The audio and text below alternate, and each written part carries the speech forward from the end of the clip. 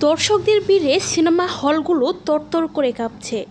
হলে হলে ভক্তদের উপচে পড়া ভিড়। দরদ সিনেমাটি দেখে শাকিব খানকে প্রশংসায় ভাসাচ্ছেন সকল সিনেমা প্রেমীরা।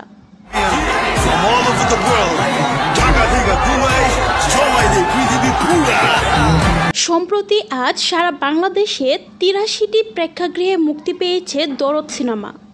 সিনেমাটি মুক্তি ঘিরে দেশের সিনেমা হলগুলোতে অনেকটা উৎসবের আমেজ বিরাজ করছে। সিনেমা দেখে বের হয়ে অনেকে বলছে, সিনেমাটির গল্প লাস্ট পর্যন্ত না দেখলে কেউ বুঝতেই পারবে না কাহিনী কী। সো ভিউয়ার্স, দরদ সিনেমাটি আপনাদের কাছে কেমন লেগেছে তা জানিয়ে ফেলুন ভিডিওর নিচের কমেন্ট বক্সে। আর ভিডিওটি ভালো লাগলে অবশ্যই একটি লাইক করবেন। ধন্যবাদ সকলকে সম্পূর্ণ ভিডিওটি দেখার জন্য। অনেক ভালো ছিল, আমার সাকিবের এখন পর্যন্ত সবচেয়ে বেস্ট আমি মনে করি।